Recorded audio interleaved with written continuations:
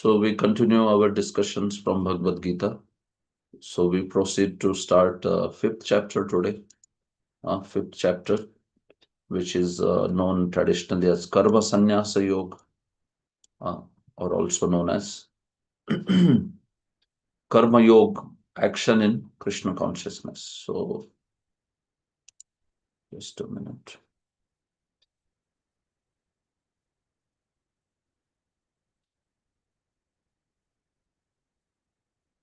Yes. So chapter 5, Karma Yoga, action in Krishna consciousness. So let's see the contents of this chapter now. Text 1. Arjuna Uvacha Sannyasam Karmanam Krishna Punaryogam Cha Shamsasi Yachreya Yeta Yorekam Tanme Bruhi Sunishchitam. Yes, please read now the translations for about 10 verses. Whoever is reading, going to read. Hare Krishna, Prabhu. Should I read, Prabhuji? Yeah, yes, Prabhu. Nobody else wants to read. You also read yesterday, right? So someone else should volunteer. Yes. No? Shri Padambuj Prabhu, yes. Hare Krishna, Prabhuji. Dandavat Pranam, Prabhuji. Dandavat Pranam, Prabhu, yes. Arjuna said, "O Krishna, first of all, you asked me to renounce work, and then again you recommend work with devotion. Now, will you kindly tell me definitely which of the two is more beneficial?" Yeah, thank you. So, see, the beginning of chapter 5 is also like beginning of chapter 3. In chapter 3 also, Jayasi chet karamanaste mata buddhir janardana tatkim karmani ghore mam niyojayasi keshava. So similar question is being asked by Arjuna in the beginning of chapter 5 also. So why is this that although Krishna is not speaking any equivocal words, Arjuna keeps on misunderstanding and thinking that Krishna is speaking in a way that it's difficult to know which one is better. He's not speaking in an unequivocal manner. So that is because, see, Krishna speaks and he is speaking Nishkam Karma Yoga, but he is also speaking about Jnana Yoga. So he keeps on speaking about these two paths, right? From second chapter onwards, you must have seen he speaks about Karma Yoga, which is Nishkam Karma Yoga. But then he spoke about the symptoms of Sthita Prajna. So that is actually someone who is perfected that process and he's a Jnani. He is a Siddha by that process. Also, Krishna speaks about in third chapter also verses like Yatsu Yas Yatsu Atmaratire Vasyat Atmatraptascha Manavaha. So for such a person, tasya karyam na vidyate, atmanneva cha santushtah tasya karyam na vidyate. He says that आत्मरति जो लोग हैं उनके लिए तो कार्य नहीं है कोई. यत्सु आत्मरतिरेव स्याद आत्मतृप्तः. If you are satisfied within, then tasya karyam na vidyate, then you don't have any duty to perform. So that is now speaking about people who are jnanis. So here also in the fourth chapter, he glorified jnana so much, no? There is so much glorification of jnana. Nahi jnanena sadrisham pavitramiha vidyate. The sacrifices that are the greatest, they are basically jnana yajna. That sacrifice is the greatest. Dravya yajna nahi. Dravya yajnat, the he says Dravya Yajna, Tapo Yajna, but Tapo Yajna and all better than that is actually Jnana Yajna. Uh, like that. Because, yeah, Sarvakhilam, Karmakhilam Sarvam Jnane Parisamapyate. Finally, everything should lead to Jnana, he is saying. So he keeps on glorifying Jnana also, right?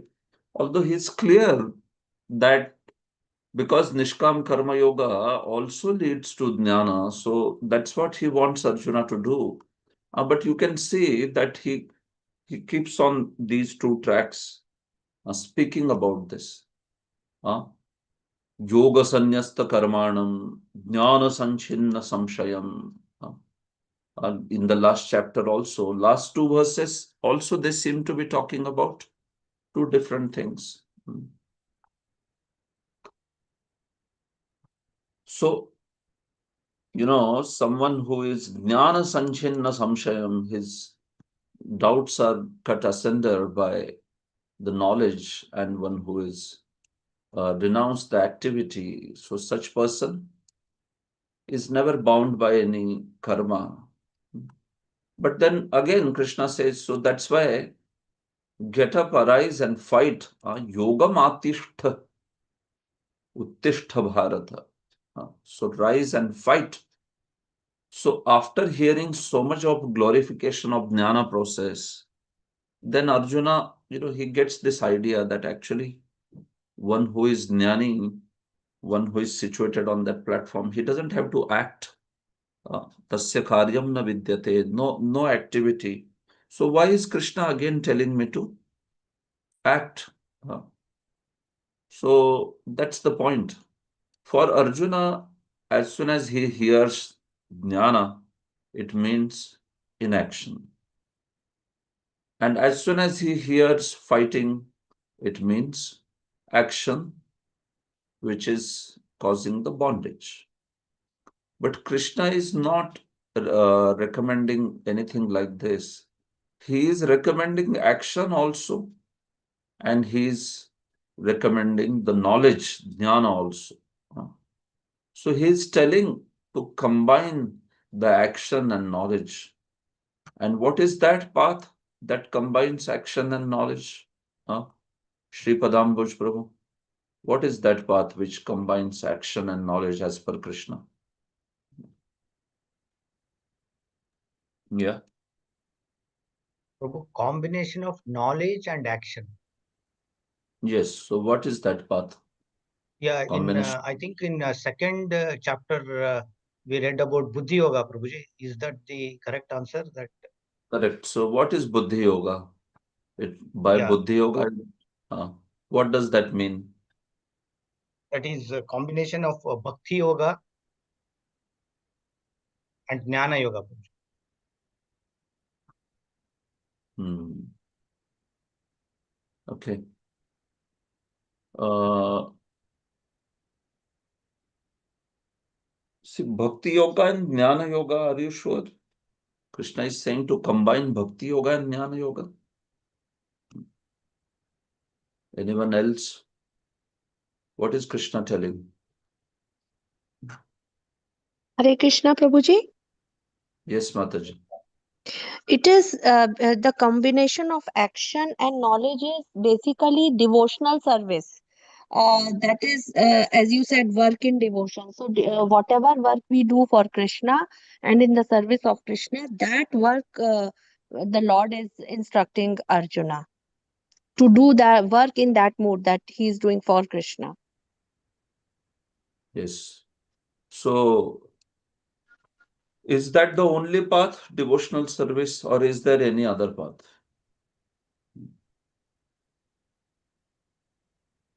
Is there Also, any Prabhuji, other path? Nishkama Karma Yoga. Nishkama Karma Yoga. Okay, yeah. Actually, Krishna is recommending Nishkam Karma Yoga. Huh?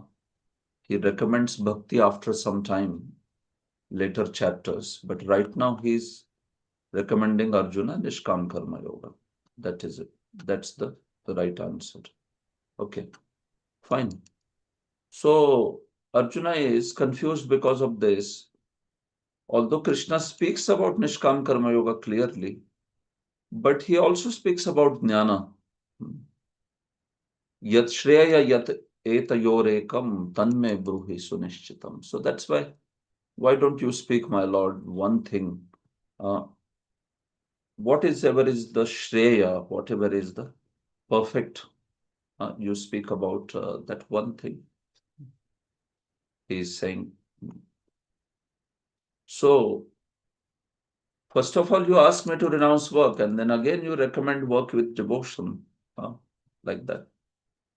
See, I'm sure if if for many of you, Bhagavad Gita may be a little difficult to understand because there are two parallel tracks going on in Bhagavad Gita. So that's why I think many of you may find it a little difficult. Uh, so those of you who understand it, it's fine. For others, yes, you can take the plain meaning as okay, as what is there in the purport or what's there in the translation. See, Krishna keeps on speaking in this chapter about Nishkam Karma Yoga. And that Nishkam Karma Yoga, Prabhupada translates as Bhakti Yoga. Because Bhakti Yoga also includes the characteristic of Nishkam Karma Yoga. That way. So Krishna is recommending certainly Bhakti Yoga, but he's recommending after some time. He's recommending it in chapter 7, 6, 7, 8, and all like that. But I told you that Prabhupada's strategy is like this, that what Krishna is recommending later, Prabhupada starts recommending right from second chapter, third chapter, fourth chapter. That's how. So that's why wherever yoga word comes, no, actually that yoga is talking about Nishkam Karma Yoga at this point of time. Because Krishna is not speaking so much about bhakti in these chapters, except very few section, little bit here, there, like Neha Bikramana Shosti, there he spoke about bhakti and all, little bit. Otherwise, rest of it is all Nishkam Karma Yoga only. But because Bhakti Yoga's characteristic also matches, or rather Nishkam Karma Yoga is included within Bhakti Yoga. So in that way, devotion in action, and that meaning can also be taken, and which you can take it, because I am sure it might be difficult for you to understand both the tracks this way. So no issues. Yes, work in devotion, yogam cha shamsasi. So Krishna is not recommending Arjuna to actually give up the battlefield and run away to the forest. Go to the forest. That would be karma sannyas. He is instead recommending Arjuna Karma Yoga, and that he should fight like that. So that's why what I feel is, here, so that's the reason actually why Arjuna, he keeps on getting confused, because Krishna speaks about fighting, but he also glorifies the jnana. So jnana aspect is glorified, means Arjuna feels inaction. But Krishna does not mean inaction. He means actually the path of Nishkam Karma Yoga, where there is knowledge, but there is also action in this way. So then that's why Arjuna asks him that please speak to me one thing. You can see Prabhupada also addresses this confusion, why Arjuna gets confused. So Prabhupada says in second chapter, the knowledge, preliminary knowledge of the soul was explained, and then Buddhi Yoga or devotional service, that also was explained. In the third chapter, it was explained that a person who is situated on the platform of knowledge has no longer has any duties to perform. And that same verse we talked about. Yastu atmaratireva syad manava. And in the fourth chapter, Lord told Arjuna all kinds of sacrificial work culminate in knowledge. This also we saw. Sir, karma khilam jnane parisamapyate. However, at the end of fourth chapter, Lord advised Arjuna to wake up and fight, being situated in perfect knowledge. So in this way, simultaneously, he's stressing about the importance of work in devotion, and inaction in knowledge. So that's why Arjuna wants to know what is better. Arjuna understands that renunciation in knowledge involves cessation of all kinds of work. But if one performs work in devotional service, then how is work stopped? Right? So for him, renunciation means stopping all activities. But if you work with devotion, how do you're not stopping activities? So then he's asking that, how is it renunciation? How is it renunciation in knowledge? So Bhagavan answers, Shri Bhagavan Vacha, Sanyasah karma yogascha nishreyasa karabhubhau tayostu karma sanyasat karma yogo vishishyate. Yes. The personality of Godhead replied, the renunciation of work and work in devotion are both good for liberation. But of the two, work in devotional service is better than renunciation of work. Yeah. So you can see Krishna spoke that there is sannyas and there is karma yoga. So karma sannyas, karma yoga. One is the path of renouncing the activities, another is the path of doing the prescribed duties as per Varnashrama. And both of them are going to give Nishreyas, which means liberation. But still, better than karma sannyas, that is better than jnana yoga, is karma yoga. Karma yoga vishishyate. Karma yoga is better, meaning working in devotion that is better than karma sannyas, he is saying. Uh, Instead of giving up everything and going away in the forest, it's better to work with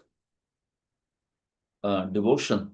Uh, so this is the point. He is giving very clearly that out of the two, which one is better. Uh, this way. Fruitive activities are cause of material bondage. As long as one is engaged in activities aimed at improving the standard of bodily comfort, one is sure to transmigrate to different types of bodies, thereby continuing material bondage perpetually. So Prabhupada quotes verses from 5th canto Rishabdev's teaching that as long as one remains in the bodily consciousness, we see that the living entity remains defeated. Parabhavastavad jato. Till the point we don't come to the Atma Tattva, we don't understand that we are not body, we are spirit, soul. So all the activities that we do, they remain actually material and they cause the defeat. But when one comes to this aspect of understanding of I'm not body, I'm spirit, soul. So at that level, we see that that is the real platform. So on that level, working in devotion becomes very important. Not that, okay, I'm not body, I'm spirit, soul, so I don't have to do anything. Everything is acting, everything is basically actions on the bodily level. Not like that. So one that time wants to utilize his body, mind, words, everything in Krishna's service. Isn't it? Right? If everything we understand is Krishna's service, so we should utilize everything in Krishna's service, isn't it? You remember we gave that example of wallet. So if someone loses the wallet on street, so then someone may, three kinds of responses. One may pick up the wallet for himself and walk away. Another one may think, oh, it's not mine, so I don't care. I leave it. And third one, he finds out, okay, whose wallet is that? And then calls up that person and then delivers that wallet to him. So we know that the third person, that's the best response. So similarly, in the material world, when we understand that everything is Krishna, so we should engage it in Krishna's service. So not like you just renounce everything and Don't say that, oh, this material world is Maya, Brahma Satyam, Jagan Mithya. Not like that. So work in devotion is better. Krishna is saying, not just leaving everything. In Vaishnava path, even if somebody leaves everything, that is to dedicate full time in Krishna's service. That's the point.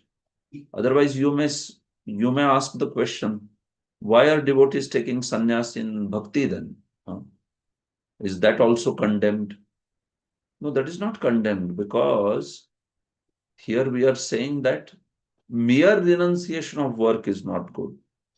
But if someone takes a Vaishnav sannyas or like that, the purpose of that is so that you can engage all your energy in Krishna's service. And you can also preach the message to others. You can engage others also. That's the purpose. So that's why, you understand? There are two things. There is renunciation of work and there is work in devotion. So out of which obviously work in devotion is better. Krishna is saying that very clearly. In fact, Prabhupada writes very nice line. He says, one should understand that factually nothing belongs to anyone. Then where is the question of renunciation? See, if it does not belong to you, then what is the point saying I renounce? Like that. Suppose I go in front of the house of Mr. Ambani in Mumbai, and I stand in front of his house and I say, I renounce this house. So people will say, who is this mad person then? It never belonged to you. So what is this renunciation? So similarly, the material world, it never belongs to us. So what is this renunciation, so-called? So if at all we have to renounce something, we have to only renounce the illusion that we have something to renounce. That's it, nothing else. The only thing that we have to renounce is that we have something to renounce, this illusion that we have something to renounce. Actually, everything belongs to Krishna and it should be utilized in service of Krishna. So that's why work in devotion is better. Shneyah sanitya sannyasi yona dveshti na kankshati nirdvandvo hi mahabaho sukham bandhat pramuchyate. Yes. One who neither hates nor desires the fruits of his activities is known to be always renounced. Such a person, free from all dualities, easily overcomes material bondage and is completely liberated. O mighty Arjuna.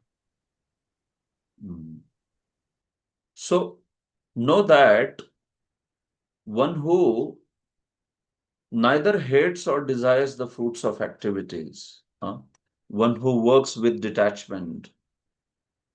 Like in bhakti, we don't hate the fruits of actions or we don't desire the fruits of action also. We want all the fruits of actions for Krishna. We don't want for ourselves. Like now book distribution is coming up, or maybe it's already started in many places. So we are doing book distribution. So naturally, we want that some result should come by book distribution. So is that result for oneself? Do we desire the result for ourselves or do we hate the result? We neither desire the result for ourselves, nor do we hate the result. We want the result for Krishna's seva, Krishna's pleasure, isn't it?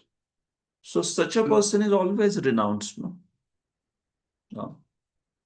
If we want the result for oneself, oh, if I distribute these many books, then everybody will say, Wah, Wah, Wah, Prabhu Ji ki jai, Mata Ji ki jai.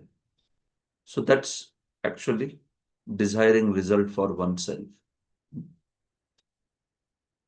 Nobody would desire the result of the money that is coming from book distribution. That anyway, one will submit it to the department, book distribution department. But one may be subtly desiring the fame, actually. Uh, People should know that I did 100 books. Rebol, rebol, rebol. So, one who neither hates nor desires the fruits. And that is also fruit, right? One is a gross fruit, another is subtle fruit. Puja, love, pratishtha. Name, fame, glory. Same old story, isn't it?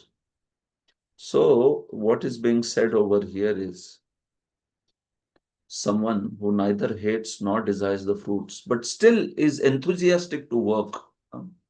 It's not that a devotee, because he does not want the fruits for himself, or he does not hate the fruits, so he's not enthusiastic to distribute books.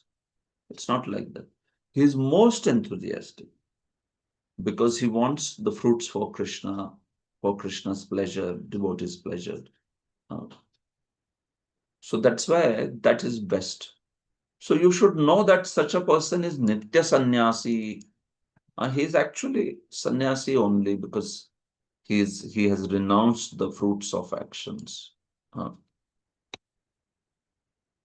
Nirdvandvo hi mahabaho sukham bandhat pramuchyate. So such person is beyond the dualities. Sometimes in the book distribution we may get huge success. Sometimes we may not get huge success. But still nirdvandvo, we still remain enthusiastic. When Krishna gives great success, we are happy. When Krishna doesn't give great success, then also we are grateful to him because he's making us humble. He's making us more prayerful. That actually, I think myself to be very great, but you see, I cannot convince anyone. So one will become humble.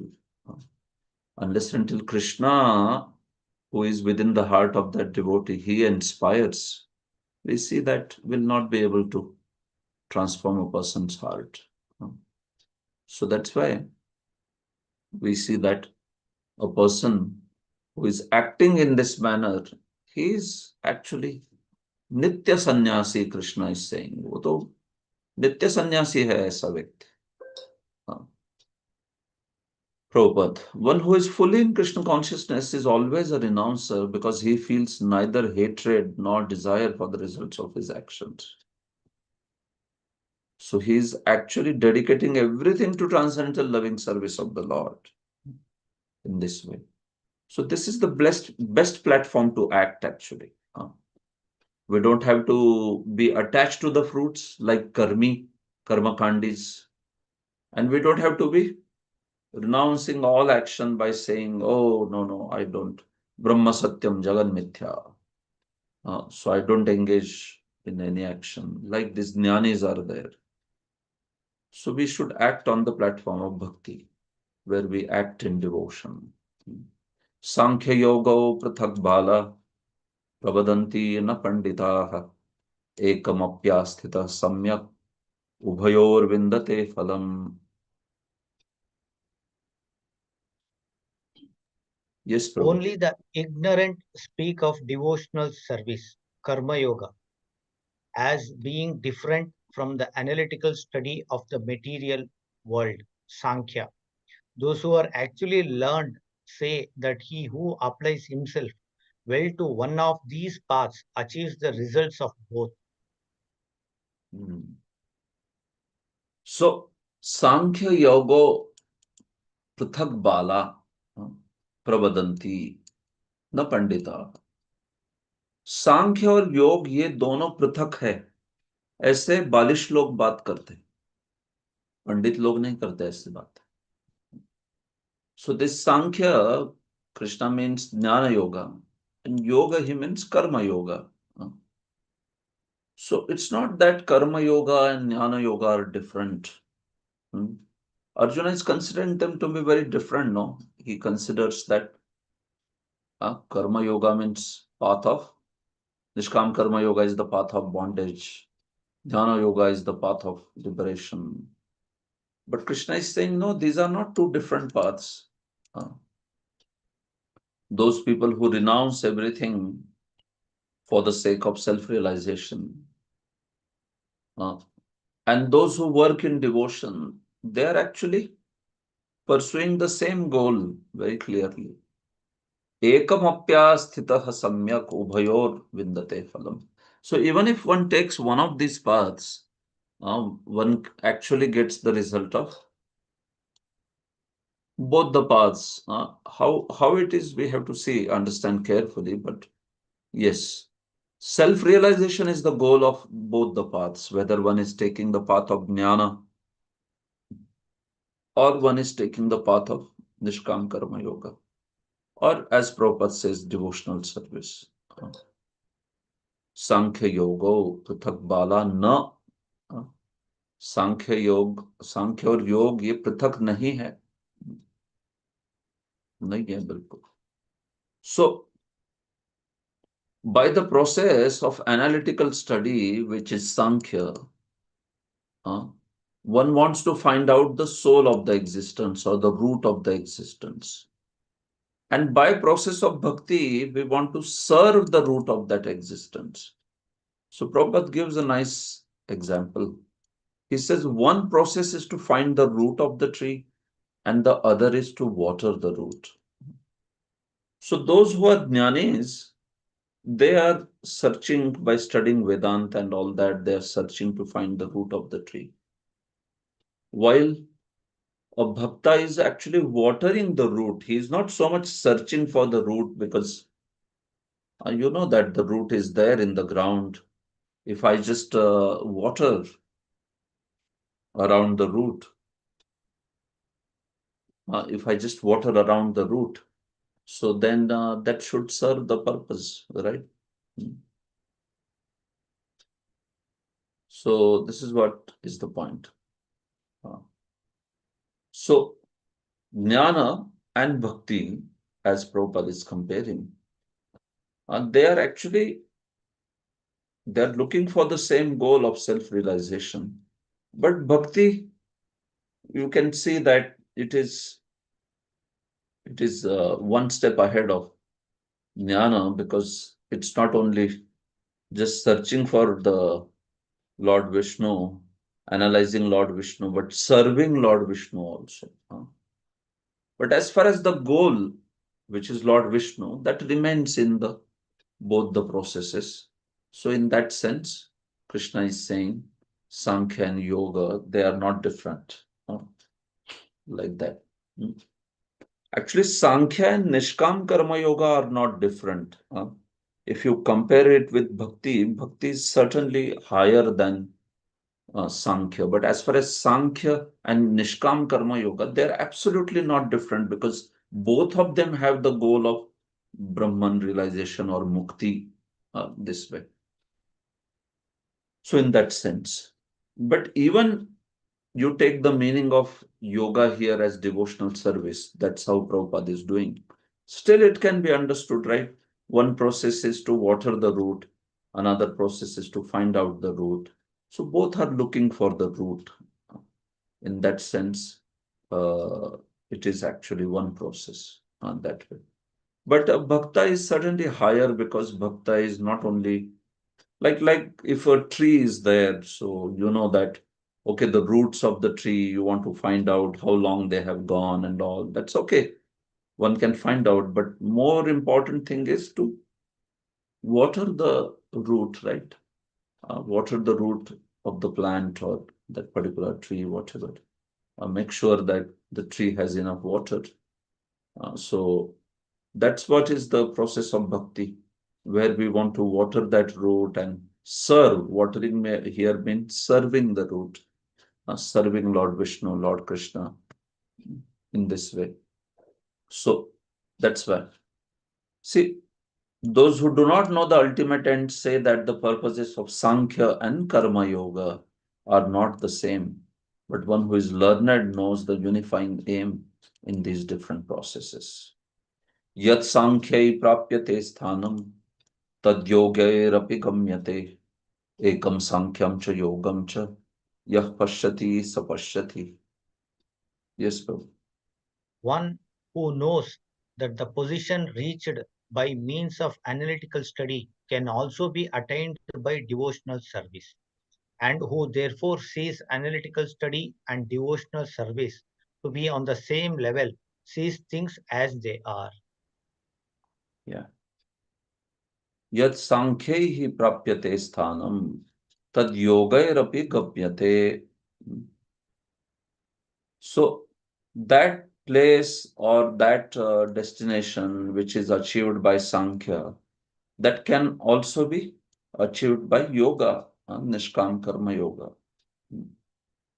So Sankhya, which means Jnana Yoga and Nishkam Karma Yoga, they are on one only, Ekam, Yah Pashyati Sapashyati. One who sees like this, uh, he is the one who actually sees. That's the point. The real purpose of philosophical research is to find the ultimate goal of life. Since the ultimate goal of life is self-realization, there is no difference between the conclusions reached by the two processes. So both of the processes have one common goal called as self-realization, whether it is Sankhya or it is working in devotion, Karma Yoga, Bhakti Yoga, like that, isn't it? So that's why it is said to be equal only. It is said to be same only. Prabhupada clarifies further. In the first process, Sankhya, one has to become detached from matter. And in the devotional yoga process, one has to attach himself to the work of Krishna consciousness. Factually, both processes are the same.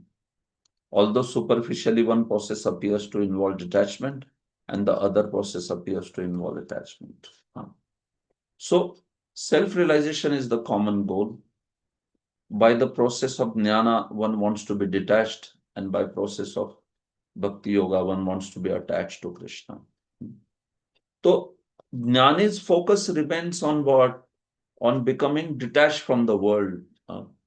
Like he sees the things of the world and he says, no, this is actually, I'm not interested in this. I am interested in Brahman. I am interested in Mukti. So he sees the things of this world and he wants to draw his attention away from those things. He sees them as temporary things in which he should not invest his consciousness. That is what he thinks. While in bhakti, we just don't want to be detached. We also want to be attached to Krishna. So in bhakti, just thinking that, I should become free from lust, I should become free from greed, I should become free from pride and anger. That should not be the only goal. The goal should be also how much I am becoming attached to Krishna, attached to devotees of Krishna, how much I am serving Krishna and pleasing the devotees this way.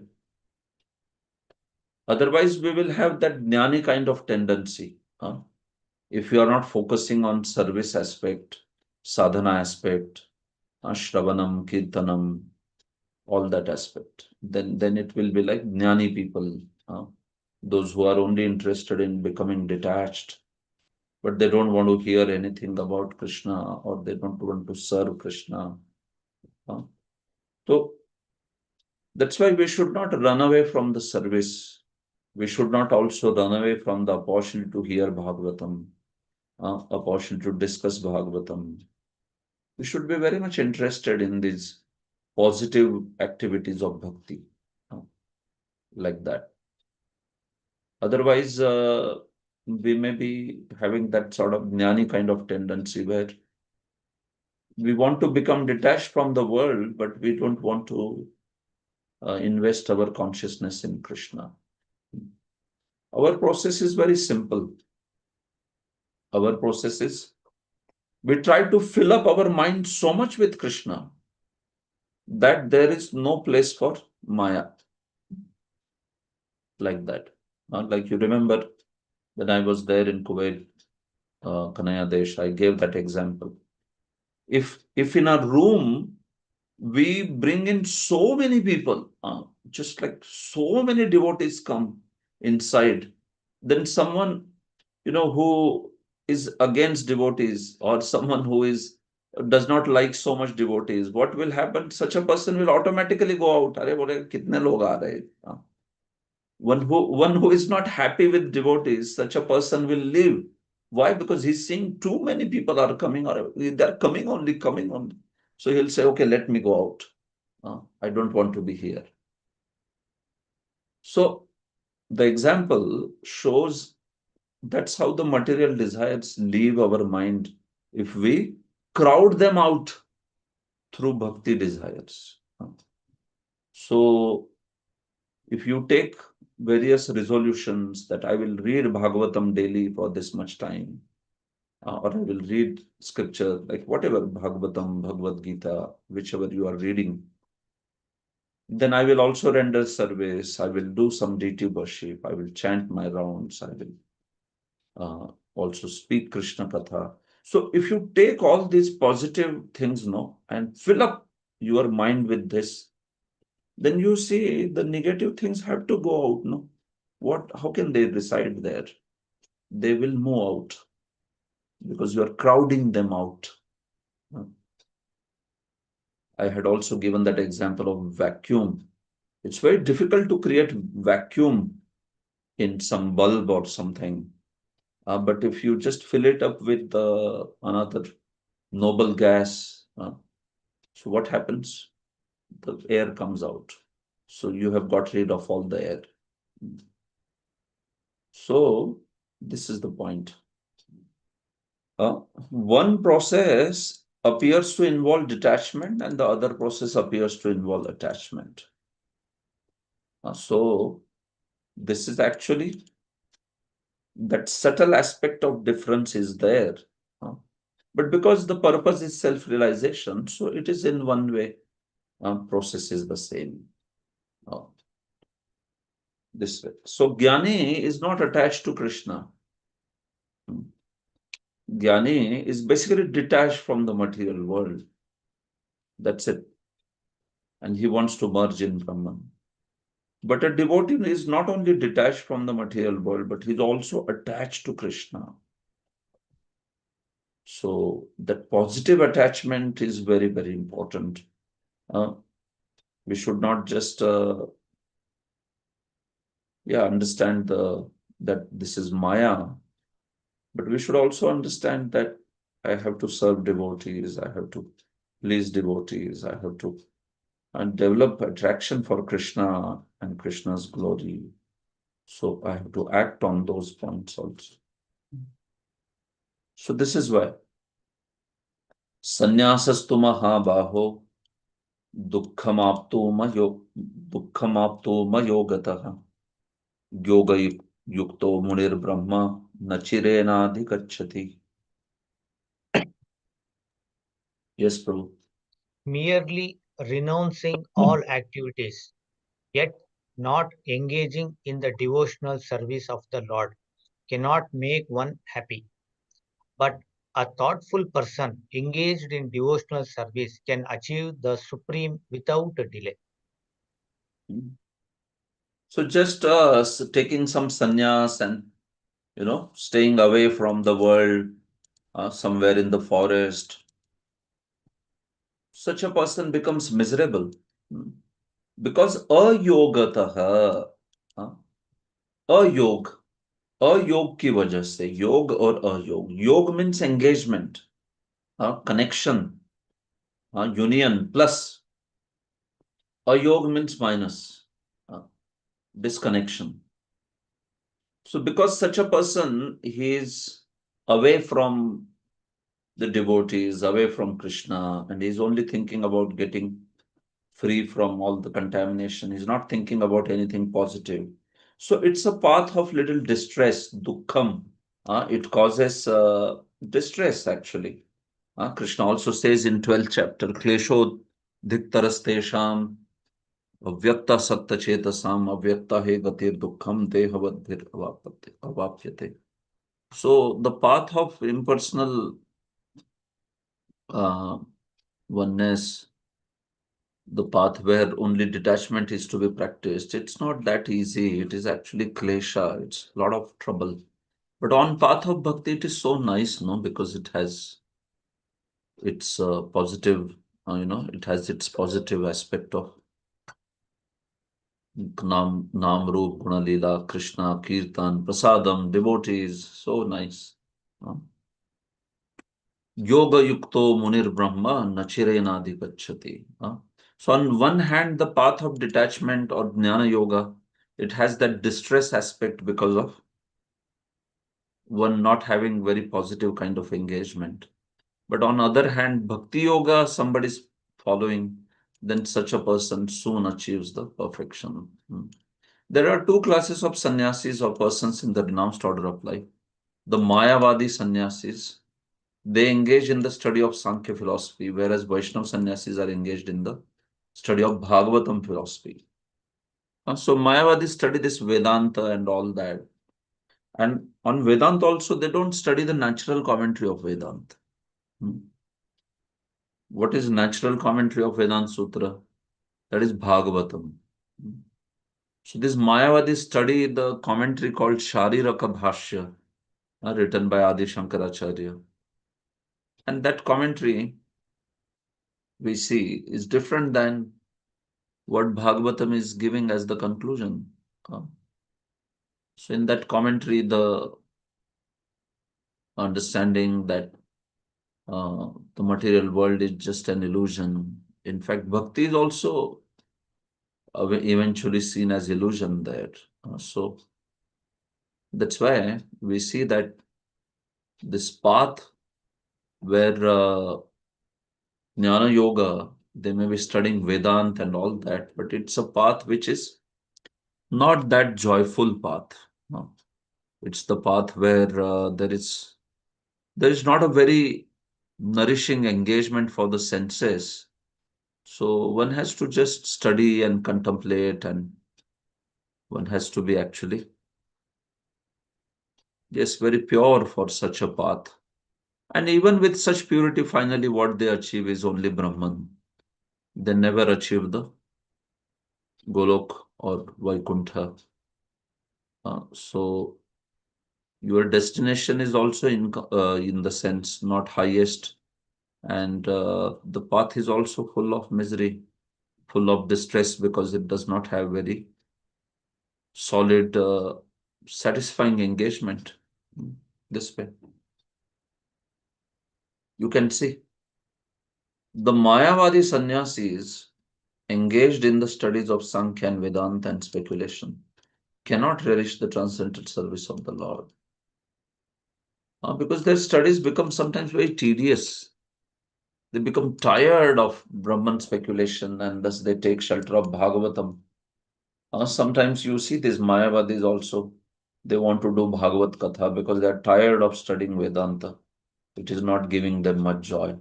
Otherwise, why should they come to Bhagavatam? It is not their scripture. It is the scripture of Vaishnavas. So why are they coming here in Bhagavatam? So because they don't understand Bhagavatam also with proper understanding, so Prabhupada is saying their study of Bhagavatam also becomes troublesome. So it's a path which is very not that joyous. There is dukkham. So in these first 6 verses, Krishna has compared just mere renunciation of work, which is Jnana Yoga, to work in devotion. And he has concluded that work in devotion is better. Why work in devotion is better? Because it is easy to perform. It is also very safe. We see that it is safe also, right? Because those who take sannyas and leave, and if they are not able to control mind and senses, then it becomes mithyachar. But on the path of bhakti, even if somebody is lacking in control of mind and senses, there is a proper way, there is proper sadhana procedure by which one can slowly rise. And one can be situated accordingly in such an ashram which allows a certain sense engagement. On the path of Jnana Yoga, it's not possible. So That's why those paths are difficult and their goal is also finally not the highest. So, three reasons we spoke why Karma Yoga is higher than, or rather, is more preferred, is superior to Jnana Yoga. It is because Jnana Yoga is more difficult to perform, while Bhakti Yoga or Karma Yoga is very easy to perform. Secondly, it is safe. Karma Yoga or Bhakti Yoga is safe. And third, the destination that is achieved by Bhakti Yoga is also it is higher destination actually, uh, which is not just merging in Brahman. So in this way, we see that this path is superior and Krishna is recommending this path. So Krishna will continue to speak now in the next verses from 7 to 12. He will speak. So you can see the sections in this chapter. For first 6 verses, Krishna is saying how Karma Yoga is equal but easier than renouncing work. Both of them are not different, but still Karma Yoga is superior because of these three reasons that we saw. So that is spoken in 1 to 6 verses. Now Krishna will describe Nishkam Karma Yogi in 7 to 12 verses. So this Nishkam Karma Yogi, let's see this in 7 to 12 verses now. Yoga Yukto Vishuddhatma.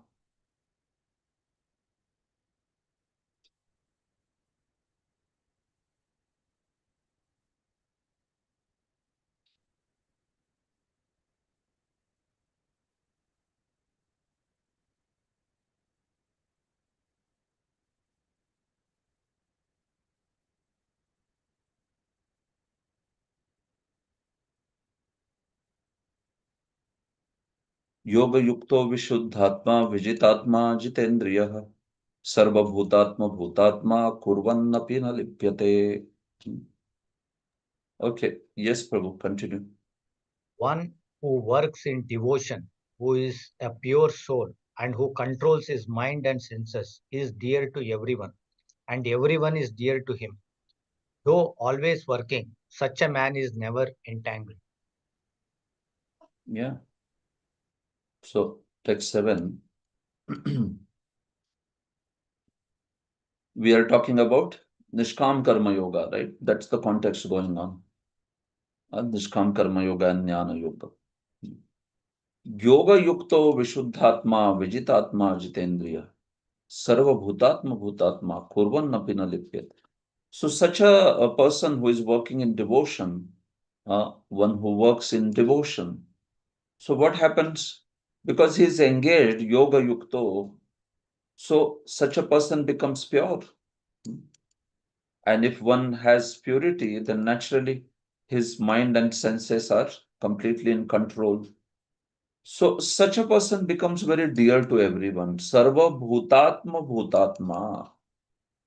Uh, Such a person becomes very dear to all the living entities. And Kurvan Napina Lipyate, such a person, although he acts in this world, he does not cause any bondage. Prabhupada. One who is on the path of liberation by Krishna consciousness is actually very dear to every living being. And every living being is dear to him. This is due to his Krishna consciousness. Naturally, those who are devotees become dear to everyone, isn't it? And everyone becomes dear to him also. Of course, somebody is envious, then such people may not like devotees.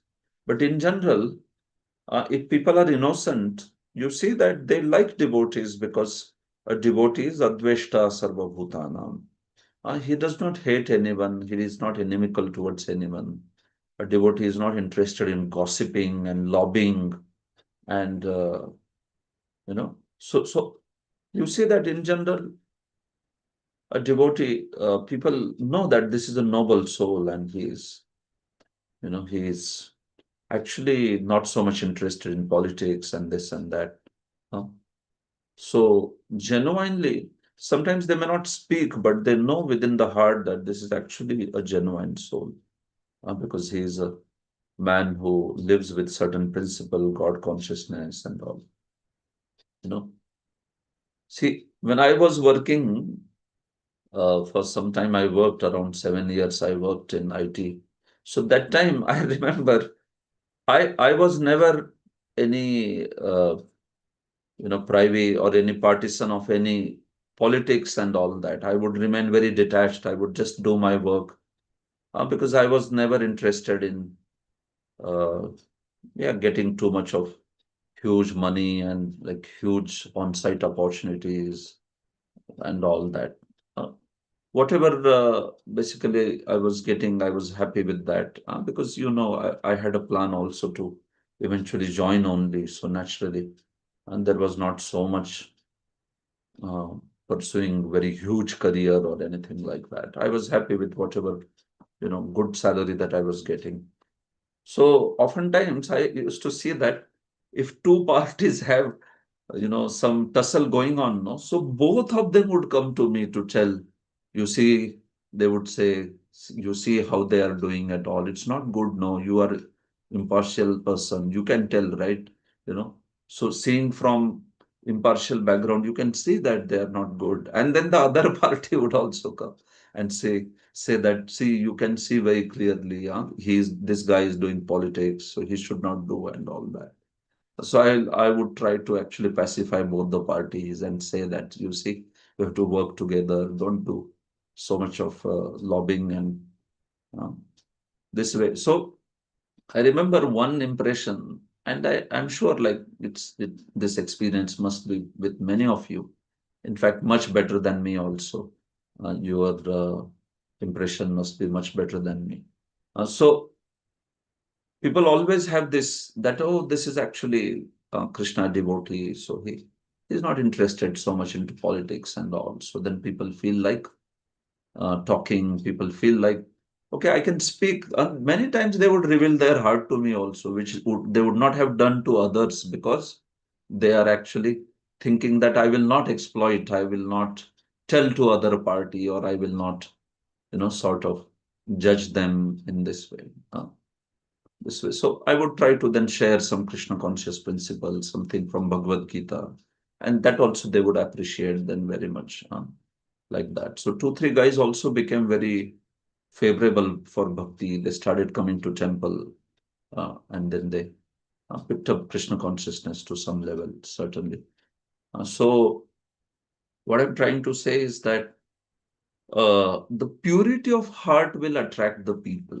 Uh, so we see that we people are not very pure. Still, little bit of practice can attract the living entities for Krishna consciousness. So, what to speak of great pure people like spiritual master or Prabhupada and the acharyas. So you can see how much they can attract the conditioned souls to them, so as to make them into devotees of Krishna, hmm, this way. So, see this point here. योग युक्तो विशुद्धात्मा विजितात्मा जितेंद्रिया. तो देखो, विशुद्ध बनेंगे तो फिर सर्वभूतात्मा भूतात्मा बनेंगे. To the degree we are pure, to that degree, actually, you see that one will be able to, inspire people. People will see us as well wishers. To the degree we are pure in the heart, and we don't want to exploit anyone. We don't have any, intentions of manipulation. To that degree, people will, accept us as dear person that way. So that's how the devotee, the pure devotee, or an advanced devotee who works in devotion. So he becomes Sarva Bhutatma Bhutatma. It's not that like Mayavadis, the meaning should not be taken as someone who becomes one with all living entities. Prabhupada points out that that's not the meaning. The meaning is such a person becomes dear to everyone, and every living being becomes dear to him. Uh, in Kleshagni Shubhada Moksha Laghutakrit Sudurlabha Sandrananda Visheshatma Shri Krishna Karshini Chasa. These are six characteristics of bhakti. And that Shubhada aspect there, that Krishna consciousness bestows all auspiciousness. That also means this aspect that the devotee becomes very dear to everyone, and everyone becomes dear to such a devotee this way. So, by manipulation and by all that, we may be able to, capture some people for some time. We may be able to influence people. But eventually, actually, purity of the heart is very attractive. If people see that this person's heart is free from envy, free from any manipulating tendency, you see that they will naturally get attracted. Uh, this is a very profound principle in bhakti. Vishuddhatma. Uh, Because one who works in Krishna consciousness is servant to all, is very dear to everyone. His nature, his service attitude, that will attract the people. His humility and, very approachable kind of nature, simplicity, and not being complicated in any way. Because he is pure in consciousness, his mind is completely controlled. Vishuddhatma means Vijitatma. And because his mind is controlled, his senses are controlled. That means Jitendriyaha. Because his mind is always fixed on Krishna, there is no chance of his being deviated from Krishna. So it's a nice connection that is given. Yoga Yukto means because he is engaged in service, so he starts becoming pure. So that purity basically means the purity of mind, and one also controls the senses. And because one does that, so one becomes very dear to people, very dear to everyone. Like how Prabhupada was very dear also. Prabhupada's interactions with some very, like people who were not even devotees, sometimes some gardener, some neighbor, or some police officer, or some jailer, some air hostess, some some people like that, and they would be so much. Prabhupada's interaction would be so much endearing. Uh, Similarly, we see spiritual masters also have that quality. They are so endearing, isn't it? So that's why this is an important point to know. One may ask why then Arjuna was offensive to others. Wasn't he in Krishna consciousness? Well, Prabhupada says Arjuna was only superficially offensive because what he was doing was actually going to bestow benefit only to the soldiers on the battlefield. So, in general, a devotee wants to do good only to everyone. But sometimes that good may be in terms of something like what Arjuna is doing, where Arjuna had to fight and cure their disease. Like a doctor, sometimes he may have to cut open your body if he has to operate something. So someone may say, oh, he's actually causing violence to me by cutting open the body for whatever surgery is needed. But it's not violence, no. It's actually to cure the disease. So that's how it is sometimes painful if if devotees or like that, they correct us, chastise us. It is like that operation. So it is not that they are being offensive to us or they are troubling us. No, it is like that doctor who is doing some surgery so that eventually we can become free from the disease. This way. So that's the point.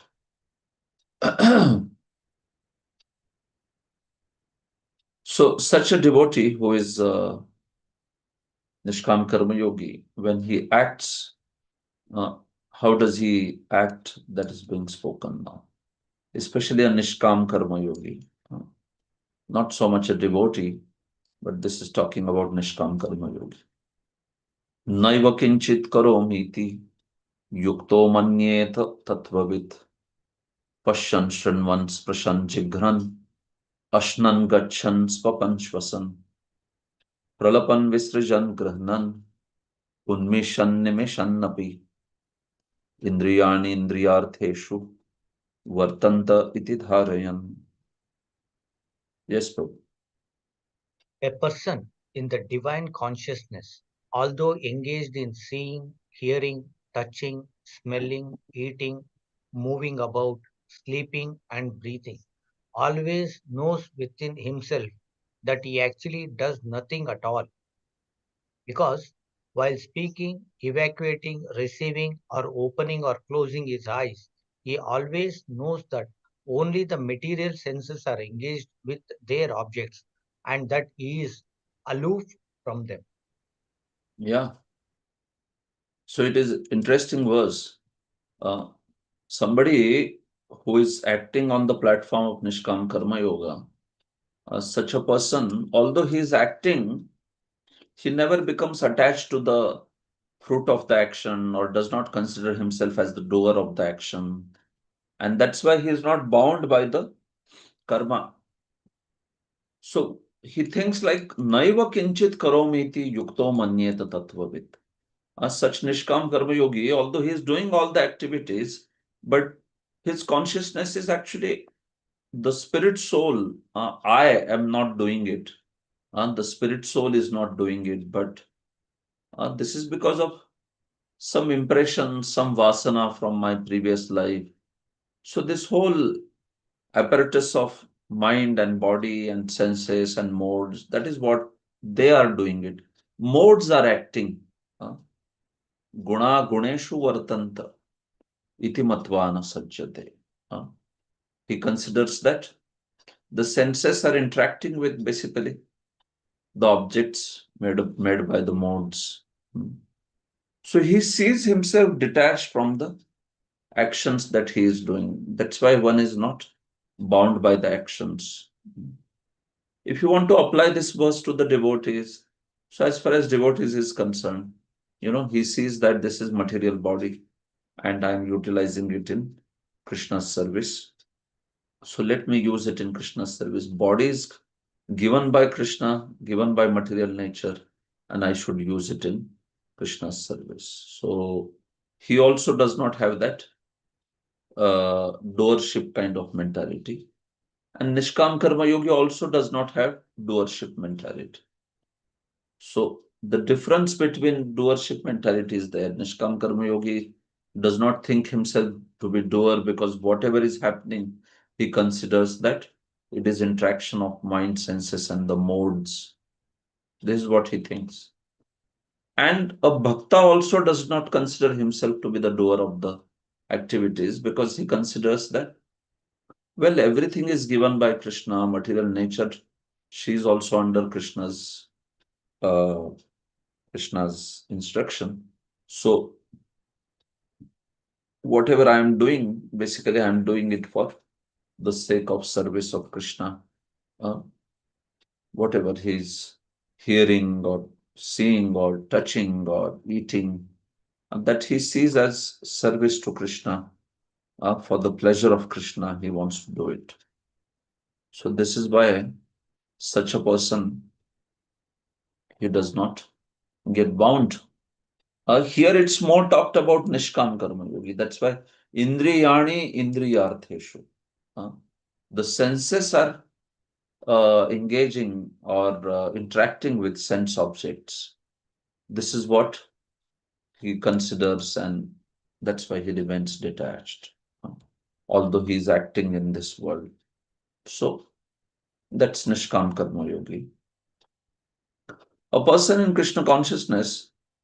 Okay, so when these actions are talked about, so you can see these first five actions that are talked about: seeing, hearing, touching, smelling, and eating.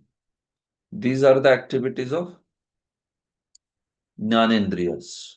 Uh, these are the activities of knowledge acquiring senses. Okay. And then further 5 more, they are the activities of the working senses. What are they? Gachan, going, pralapan, speaking, visrajan, which means evacuating, and grihnan, sorry, which means holding. So holding by hand or speaking by speech, um, walking by the feet, and evacuating by evacuating organs, and holding grinnan. Uh, these are 5 working senses. Uh, hands, legs, a mouth, anus, and genitals. These are the working senses. So those 5 are also described. Previously, these are the actions by 5 knowledge acquiring senses, that is eyes, ears, nose, skin, and tongue. Uh, then swapan and shvasan. Shvasan, breathing, is an act of the 5 main airs in the body: pran, apan, udan, vyan, saman. Uh, that's breathing is an act of those. Uh, Unmishan, nimishan, the eyes closing and opening, the eyelids, unmishan, nimishan. So this opening up and closing up of the eyes. So we see that it is considered to be the function of the secondary pranas, Naga, Kurma, Dhananjaya, and all those. There are 10 pranas. So the secondary pranas, they cause the opening of eyes and closing of eyes. And finally, one, swapan, sleep. It is said that that is the function of mind, like that. Mind uh, controls the aspect of sleep. So in this way, all these activities, karma, nishkam karma yogi sees that these are interactions of knowledge acquiring senses, jnanendriyas, working senses, karmendriyas, and the subtle body and the pranas and all that. So when he is acting, he basically does not consider himself to be the doer, but he sees that this whole system of senses and all is acting because of my previous karma and vasanas. But I am spirit soul, I am different from this. So in this way, he remains detached. A person in Krishna consciousness is pure in his existence and consequently he has nothing to do with any work. Uh, So Bhakta also, he does not consider himself to be the doer, right? You know. In material consciousness, the senses are engaged in sense gratification. But in Krishna consciousness, the senses are engaged in the satisfaction of Krishna's senses. The Krishna conscious person is always free, even though he appears to be engaged in affairs of the senses. So Bhakta always considered himself to be acting under the instruction of Krishna's servants, and thereby he gives all credit to Krishna and his devotees and never considers himself to be the doer. So he remains free from the bondage, just as Karma Yogi also remains free from bondage because of such kind of consciousness, uh, that I am different from this body. ब्रह्मण्याधाय कर्माणि संगम त्यक्त्वा करोति यः लिप्यते न स पापेन पद्मपत्र इवाम्भस पद्मपत्रमिवाम्भसा. Yes. One who performs his duty without attachment, surrendering the results onto the Supreme Lord, is unaffected by sinful action, as the lotus leaf is untouched by water. Yeah. So ब्रह्मण्याधाय कर्माणि संगम त्यक्त्वा करोति. So such a devotee, what happens is, in his case, we see that this Nishkam Karma Yogi or devotee, so he is never ever touched by any papa, or even punya. uh, he remains basically transcendental to karma. Papena also means punyana here. Uh, such a person is not touched by any karma. Because what does he do? He offers all the activities unto the Supreme Lord. Hmm. Or he considers that all these activities are done by transformation of Pradhan, by this body and subtle body and everything. So without any attachment, he keeps on working. That's why he is said to be not touched by any karma. And very nice example Krishna gives, Padma Patram Ibambhasa. Just as you have seen the lotus leaf, it is never touched by the water. Right? Lotus leaf on its surface has some certain oils. It's an oily surface, so because of which the water cannot touch. Uh, the water can touch, but it won't stay. That's the point. It won't survive. That it would slip off, or it would, yeah, basically it remains in the form of drops. It can't wet the lotus leaf. Uh, so lotus leaf remains untouched by water, although in water. So similarly, such a person who is working in devotion, he is never touched by the karma, by the bondage. So we have to learn to be like this.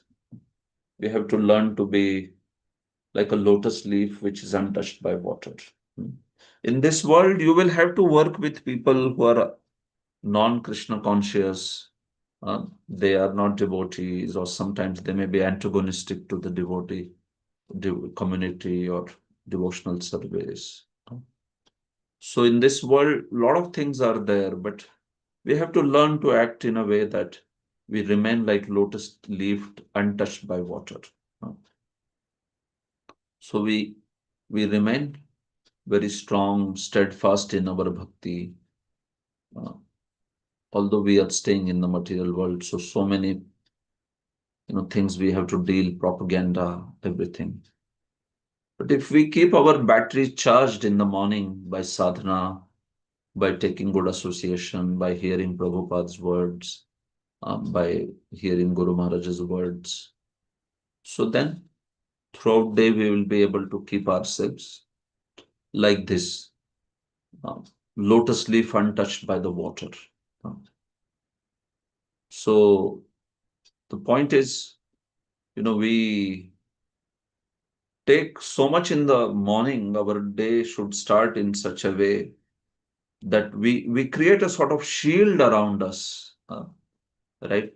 When I was a child, there was this famous advertisement of Chavanprash, Dabur Chavanprash. I think even now it's there. The Chavanprash is there, the ad is there or not, I don't know.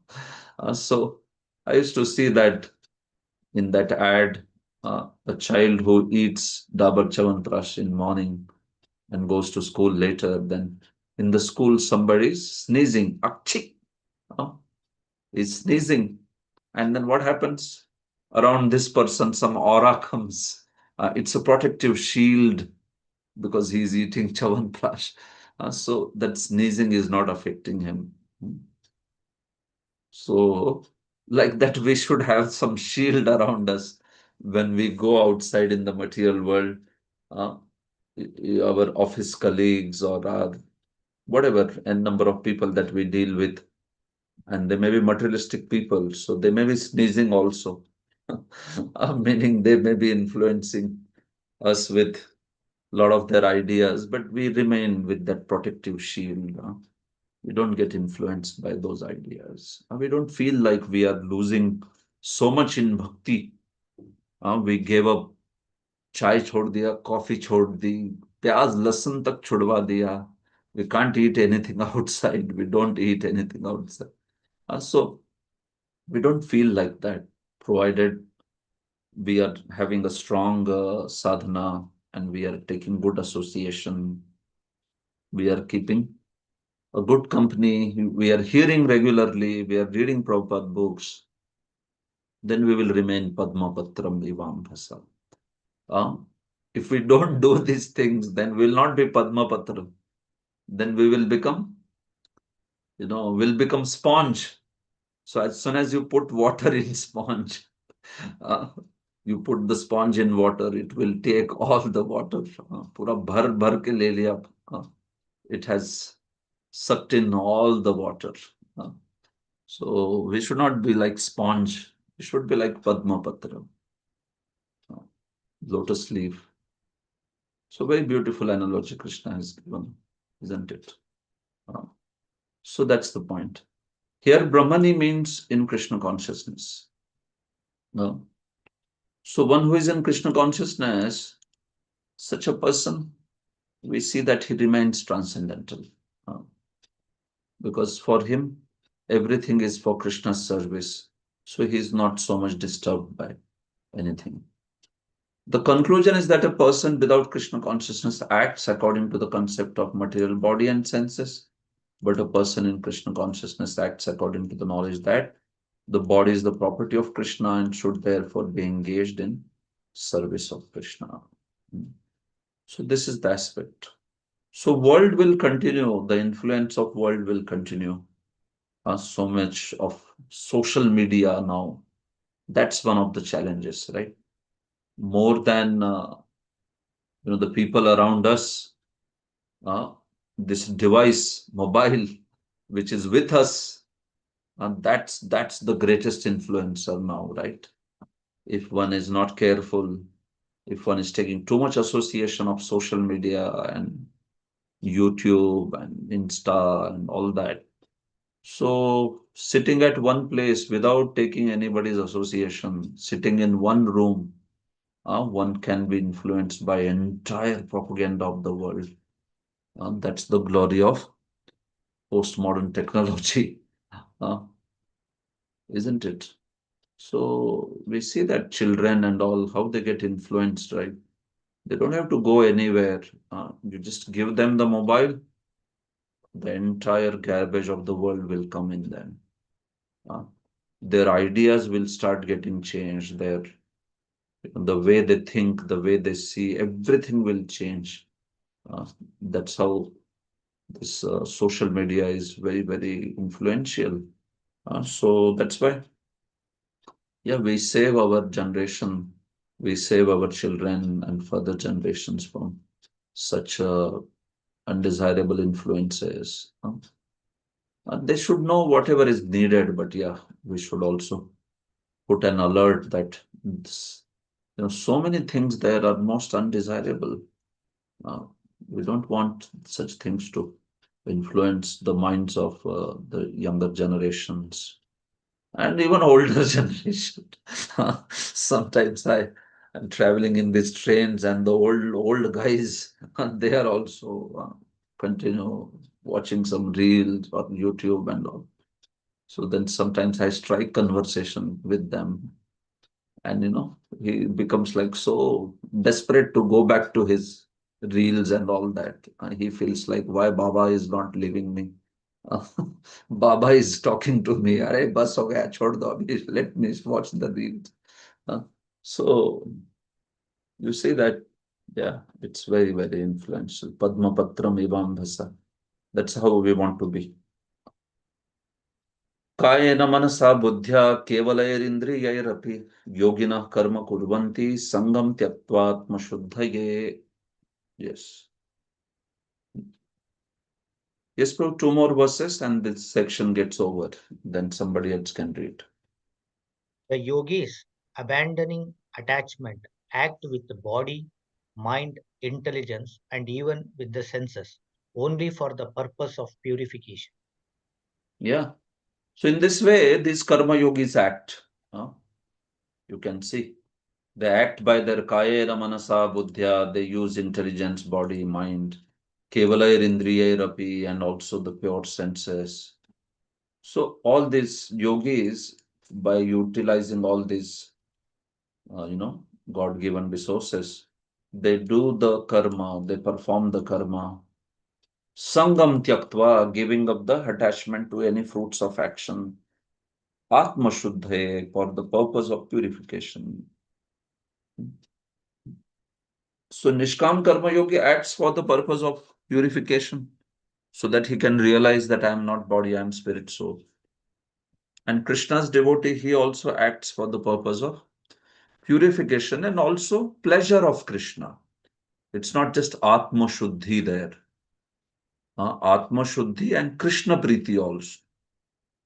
The desire to please Krishna is there in him. So that's how uh, devotee is different than Nishkam Karma Yogi in that sense. But yes, the fact is that both of them work. Iha yasya harer dasye karmana manasa gira nikhila swapyavasthasu jivan mukta sa uchyate. So somebody who is utilizing all his mind, senses, uh, body, speech, if one is utilizing it in serving the Lord, Harer Dasye, so then in all situations, if one is utilizing his body, speech, words, actions, and mind, everything in Krishna's service, then such a person is known as Jivan Mukta. He is liberated while living in this world, this way. So, devotees in this way want to utilize everything in Krishna's service, like that. If one becomes pure, no, at that level, even though one is living in this world, one can be liberated. At the level of bhava bhakti or prema bhakti, you know what happens? All the attachment of the heart, they go away. And although one is living in this body, still he is liberated. That is called Jivan Mukta. Just like that coconut example. So there is coconut, when it gets dried, no, the coconut pulp inside becomes completely detached from the shell. And if you shake it, it can sound actually. It can make a sound, gada, gada, gada, gada, gada, gada, like that. What has happened? You know, when you have a raw coconut, fresh coconut, so we see that the pulp and the shell, they are like very strongly attached to each other. But when it becomes extremely dried coconut, then what happens? The copra that becomes, the coconut pulp that becomes detached completely from the shell. So similarly, this example is given actually to explain Jivan Mukta. That one may be staying within the body, but the soul becomes detached from the body. And it is like the coconut pulp separated from the shell. So shell is the body and soul is being compared to that cobra, that cobra, which we call it, right? Coconut pulp. So it becomes completely detached from the body. One is living in this body, but one is liberated. So for such person, one has to just then, he will give up the body and attain spiritual body and live to go back to the spiritual world this way. So the beginning of that process is everything we want to serve in Krishna, we want to utilize in Krishna's service. Our body, mind, intelligence, words, life, wealth, manasa deha geha jo kichu more. Arpilu tuam pade nanda kishore. So that's how. So what is the result of such a life that's mentioned in this verse, which is ending this section? Yuktah karma phalam tyaktva shantimapnoti naishtikim ayuktah kamakarena phale sakto nibhadyate. Yes, Prabhu. The steadily devoted soul attains unadulterated peace because he offers the result of all activities to me.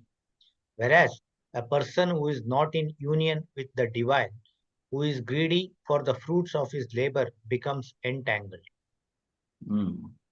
So two people are compared.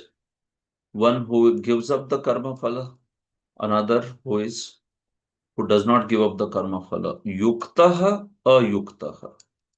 Yuktaha means one who is engaged in Nishkam Karma Yoga. Ayuktaha means one who is not engaged in Nishkam Karma Yoga, meaning he is engaged in Sakam Karma or just outrightly sinful person. Uh, so Yuktaha means he is connected to the Supreme Lord through Nishkam Karma Yoga or Bhakti Yoga. Such person, he gives up the attachment to fruits of action and thus he achieves a steady peace. Shanti mapnoti naishtikim. But if somebody does not offer the fruits to Krishna, instead he himself is attached to the fruits. So such a person, then we see that he gets bound. So for one, the the result is bondage. For another, the result is freedom from the bondage and, eternal peace, steady shanti, naishtiki shanti. That's the point. The person who is attached to Krishna and works for him only is certainly a liberated person and he has no anxiety. But for the other person, there is full of anxiety. That's it. That's all. That's the point of this verse. Okay. So that completes the second section of this chapter, which is description of Nishkam Karma Yoga. So Krishna, he spoke in the first section how Karma Yoga is and Jnana Yoga, they are same, but then still Karma Yoga is more recommended. Karma Yoga is easier. Karma Yoga is Vishesh. And then that's why he continues to describe this Nishkam Karma Yogi. Now, after this, he describes actually that how, when one is acting like this, then in what way, his relationship between Ishvara, Jiva, Prakriti, that is being described here. So in next section, Krishna describes the interaction of Ishvara, Jiva, Prakriti. Who is the door? Who is the doer? कर्ता कौन है?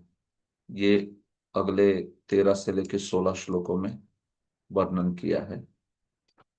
So I will at least take till 16 today and then rest of the 13 verses I think we'll complete tomorrow. But before that, are there any questions on what we discussed? So I can pause here and take any question if you want.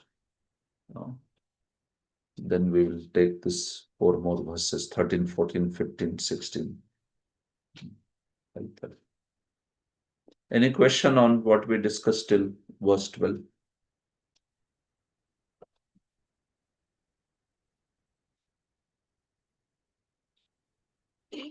Okay, then no questions, so we go ahead. Sarvakarmani manasa sanyasyaste sukham vashi navadvare pure dehi naiva kurvanna karayan. Yes. Someone else can read now. Yes. Hare Krishna, Guruji Dhanapna. Dandavat Pranam Prabhu, please read. When the embodied living being controls his nature and mentally renounces all actions, he resides happily in the city of 9 gates, the material body, neither working nor causing work to be done. Hare Krishna Prabhu. Thank you. Thank you. Sarvakarmani manasa sanyasyaste sukham vashi navadvare pure dehi naiva kurvanna karayan. So for such a person who is working with such consciousness, Nishkam Karma Yogi, so we see that for him, this person, Sarva Karmani Sanyasya, giving up attachment to all the fruits of the action, he he stays in this body very, very happily, Sukham. Vashi, meaning one who is controlled. He is not uncontrolled person. He is a very controlled person. Naiva kurvanna karayan, and such a person is not performing any activity or he is not causing anyone to perform any activity. Meaning, such a person, he does not create any karma on his own or he does not cause any karma for others. Um, he basically remains transcendental, although he is doing the activities. Navadvare pure dehi. In this city of nine gates called body. Body has nine holes, Navadvar. So that's why it is considered a city of nine gates. So such a person who is working with this consciousness, we see that he is not bound by any action. He does not create any karma for himself, or he does not cause any karma towards others. Such a person. So we see that this aspect is there. So Prabhupada quotes a similar verse from another place also. Navadvare pure dehi hamso lela yate vahihi vashi sarvasya lokasya sthavarasya charasya cha. So it's mentioned here. Okay, this is from Shvetashvatar Upanishad. Yeah. So Prabhu, you can also read this translation of Shvetashvatar Upanishad. Yes, Prabhuji. The Supreme Personality of Godhead, who is living within the body of living entity, is the controller of all living entities all over the universe. The body consists of nine gates, two eyes, two nostrils, two ears, one mouth, the anus, and the genitals. The living entity in his conditioned stage identifies himself with the body, but when he identifies himself with the Lord within himself, he becomes just as free as the Lord, even while in the body. Shvetashvatara Upanishad 3.18. Hare Krishna. Yes, Hare Krishna. Thank you. So you can see that uh, as soon as the living entity identifies himself with the Lord as the servant of the Lord, then such a person becomes as free as the Lord. Uh, Vashi, he becomes also like the Supreme Lord. Free in the sense that such a person will not generate any karma, he'll not be bound by the karma. Not that we become as powerful as the Lord. No, Krishna will be Krishna always. We will be servant of Krishna, but we become free from the bondage aspect. That's what is being told over here. Uh, so that's what. So it's basically in continuation with the last verse only. Now from this verse, there is new topic. न कर्तृत्वं न कर्माणि लोकस्य सृजति प्रभुः न कर्मफल संयोगम स्वभावस्तु प्रवर्तते. The embodied This, spirit, the embodied spirit, master of the city of his body, does not create activities, nor does he induce people to act, nor does he create the fruits of action. All this is enacted by the modes of material nature. Hare Krishna. yes, thank you. So you see this particular 14, 15, and 16 verses, they're bringing up the topic of who is the doer exactly. Who is the karta? So if someone acts, exactly who is the karta, the subject or the agent of the action, as they call it? So there are multiple agents of the action. If we see that the soul is the karta, if we call soul as karta, uh, like suppose somebody does some crime. So now, if we are analyzing it philosophically, who performed the crime exactly?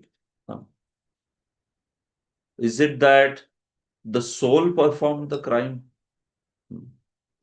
But then the soul will do only spiritual activity. How can soul do some material activity?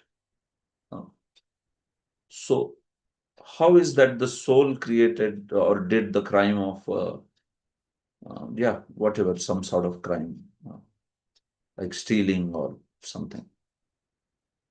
So, has the soul committed crime? So, soul is spiritual, how it can act materially. Has the body committed the crime? But the body is dead. Huh? Gross body or subtle body is dead. So, how can it perform the activity? Has Paramatma performed that activity of stealing? No. Why should Paramatma steal? No. Right? The responsibility lies with the Jivatma. So, has material nature done that crime or action because she is the one who gave the body? No, she might have given the body, but then point is who is controlling the body? Uh, so Jivatma is controlling the body. That is his kshetra, uh, isn't it? Kshetrajna, kshetrajna. So just as a farmer may control the land, similarly the Jivatma is controlling this body. That's his land. Not complete control, but good control. If he could have controlled completely, then there won't be any disease in the body. Then one would be right. One would be always healthy. But the very fact that we are not able to control our body also, that's how body falls sick. Body is growing older, and it will eventually fall apart. We'll have to move to the next destination. So, who is actually the doer? That remains a question in Vedanta, in Bhagavad Gita, and all that.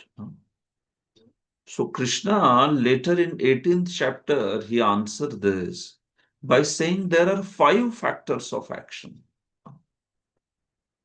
Adhishtanam tatha karta, karanam cha prathak vidham, vividhascha prathak cheshta, daivatra panchamam. So Krishna says that there are 5 factors of action. You can see this is Sthana.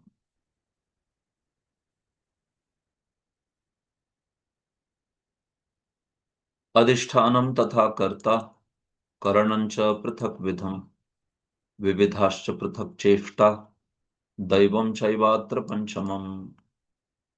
The place of action, that is the body, the performer, the various senses, the many different kinds of endeavor, and ultimately the super soul. These are all the 5 factors of action.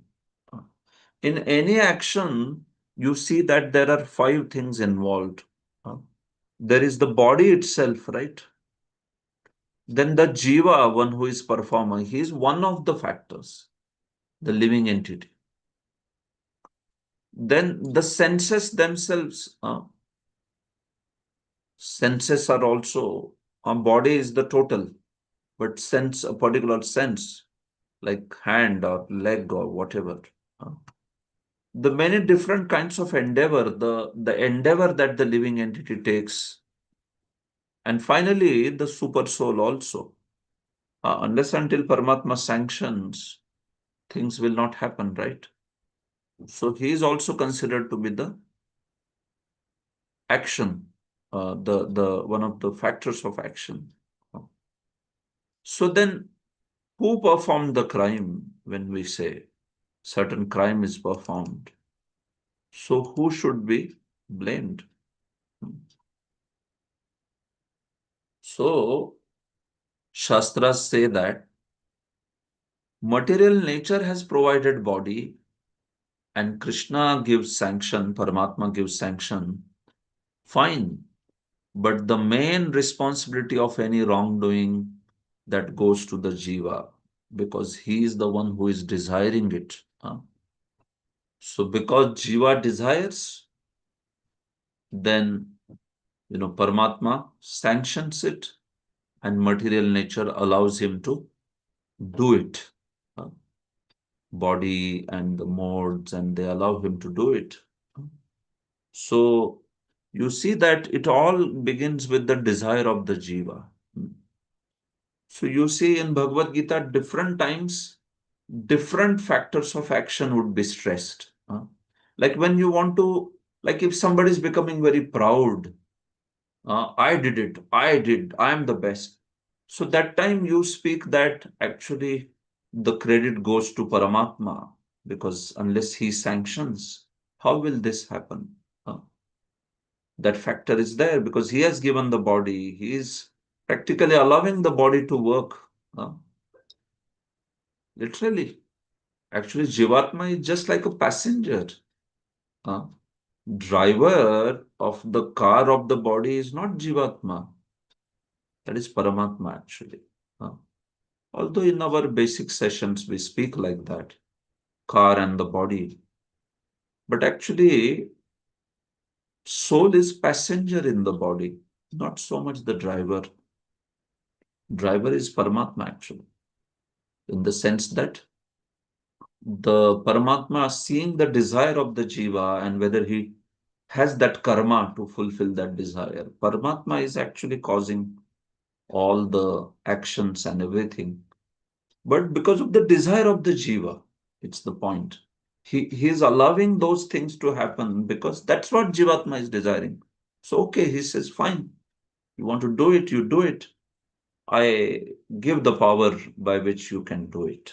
No problem. So in that sense, I'm saying that he is the driver.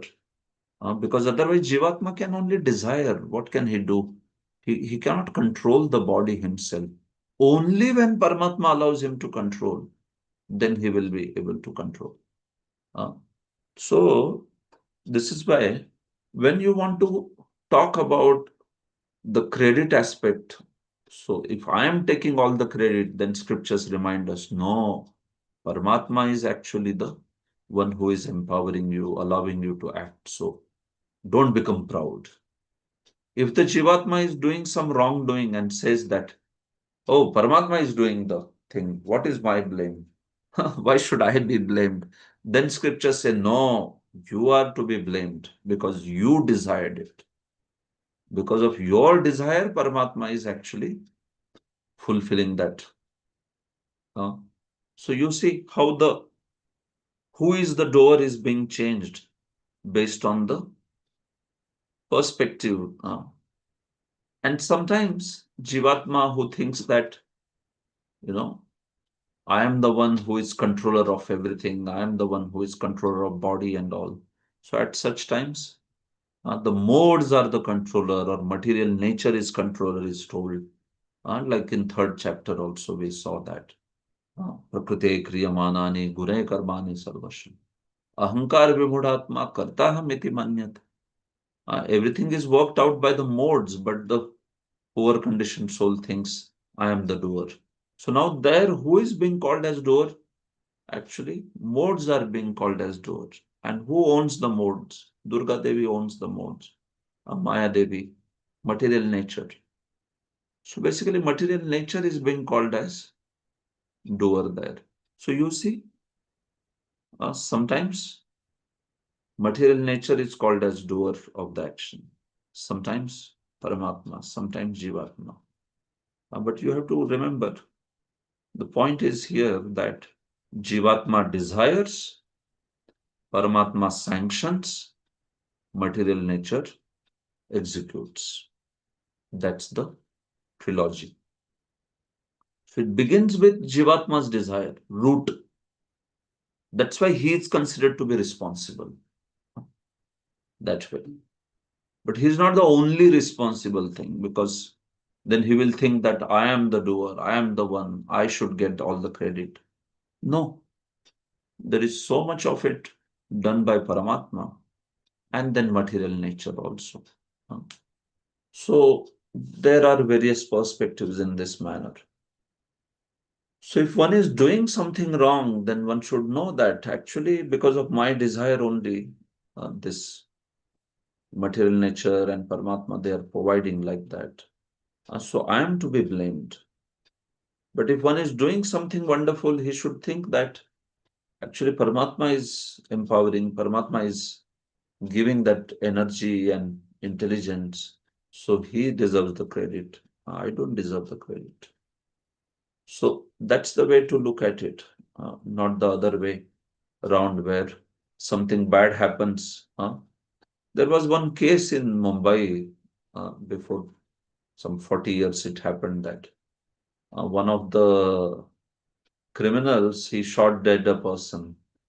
And then in the court, he was arguing, he knew Gita, somehow Bhagavad Gita he knew, and he was arguing to the judge that actually I am not the doer. Uh, I never did this crime. This crime was done by material nature, uh, Paramatma. They are the ones to be blamed. I am not to be blamed. It was interesting. It happened like that. And then the lawyers, they had to study Bhagavad Gita, you know, and the judge also studied Bhagavad Gita. And then he said, no, no, this is a bogus argument that this person is giving. That's not the right understanding. And then when they understood, they also, argued back and smashed his idea. So interesting.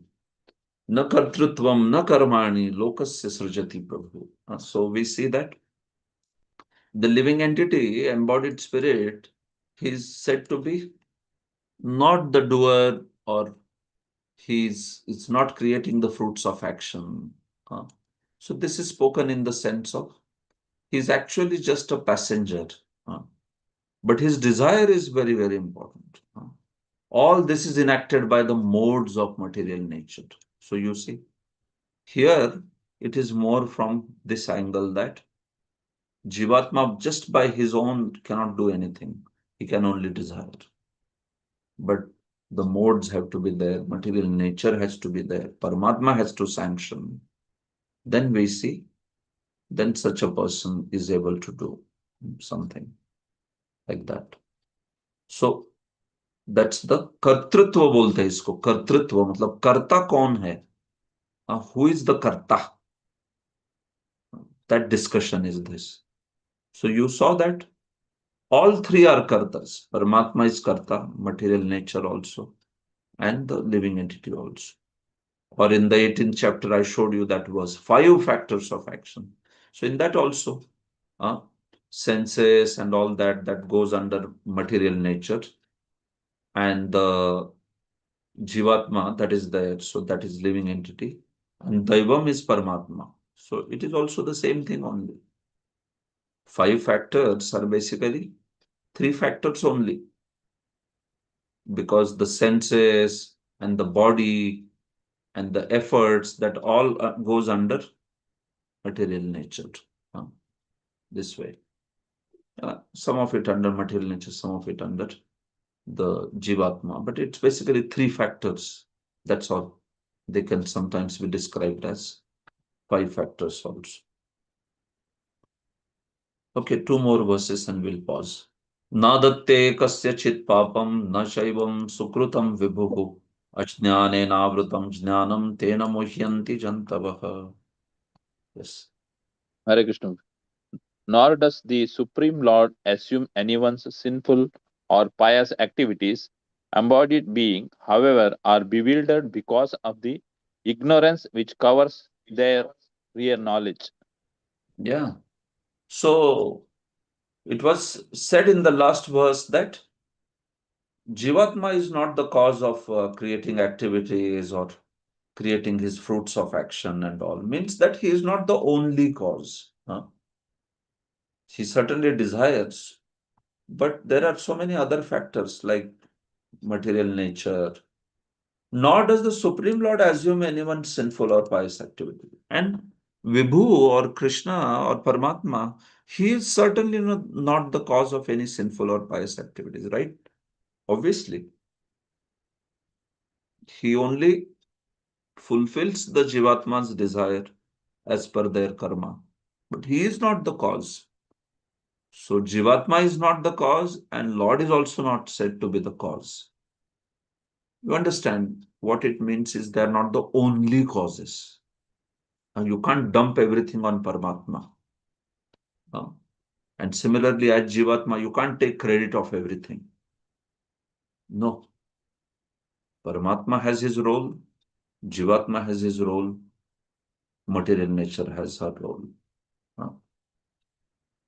So, primarily because living entities are bewildered by the ignorance, so that's why we see that they act mindlessly in this world, they act under this knowledge, and because of which it causes bondage. So, that ignorance is the fault of the jiva only, no?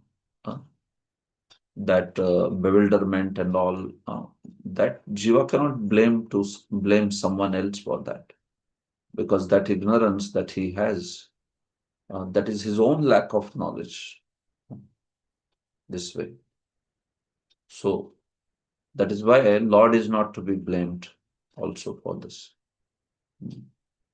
The Lord is omnipotent, which means Vibhu, but the living entity is not. The Lord is Vibhu, living entity is Anu.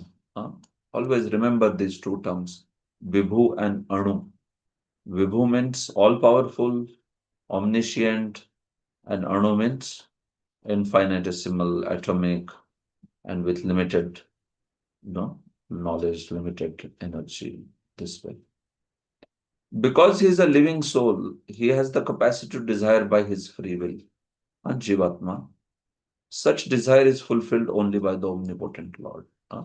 So same aspect. This these 3 points, trilogy you can explain. You can remember. Jivatma desires, Paramatma sanctions, material nature executes. And that's why these three factors are considered to be very important. Desire is a subtle form of conditioning for the living entity. The Lord fulfills his desire as he deserves. It's not that Krishna will fulfill any desire. He will only see if the person has karma to fulfill that desire, then only he will. Otherwise, anyone may desire anything, right? Jivatma may feel like, I should have 1 billion rupees. But does he have the enough karma? So if he doesn't have, then the Lord does not fulfill that desire. And he has to work for that desire to be get fulfilled. So in this way, ज्ञानेन तु तदज्ञानं येषां नाशितम् आत्मनः तेषाम् आदित्यवत् ज्ञानं प्रकाशयति तत्परम्. Yes, Prabhu. When, however, one is enlightened with the knowledge by which nations is destroyed, when his knowledge reveals everything, as the sun lights up everything in the daytime. Hare Krishna. Yeah, Hare Krishna. Thank you very much. So, jnanena, so that's why when this ajnana, this ignorance of the living entities, it is removed by the jnana, then we see that just like sun lights up everything, so then such for living entity, the knowledge of the Lord reveals everything. So it's that's why it is very, very important. Knowledge is always highly esteemed. And what is that knowledge? Perfect knowledge is achieved when one surrenders unto Krishna. Bahunam janmanam jnanavan mam prapadyate. So we see that that's actually perfection of all knowledge. So when living entity surrenders unto Krishna, that's the ultimate, you can say, conclusion of all knowledge. And when that happens, then we see that the living entity stops all the desires which are material desires, and just serves Krishna, by which there is no further bondage. Like that. This way. So that's the point. So for all this purpose, the need of spiritual master is there. Prabhupada speaks about it, that one needs the guidance of spiritual master. Then one understands this truth. But basically, the basic purpose of this section 14, 15, 16 is to talk about kartrutva. Who is the doer? Is Paramatma the doer? Is material nature the doer? Or is the living entity doer? Karta kaun hai? who is the subject or action, agent of an action. So we talked about how all three of them are. So depending on the perspective, we see that. But finally, Jivatma's desire is the root because of which we see that Paramatma and material nature, they act in a certain way, this way. So now in the next section, Krishna will explain the vision of a Jnani, and finally he will start introducing the next topic, which is Dhyana Yoga. And the famous peace formula will come in the last verse. So there are about 13 verses more, so which we try to finish in tomorrow's session, 1 hour. And then I'll also begin the next chapter, which is 6th chapter. Shrimad Bhagavad Gita ki jai, Srila Prabhupada ki jai. Is there any question or anything you want to ask on this? Session is over. So you wish to ask anything on any topic?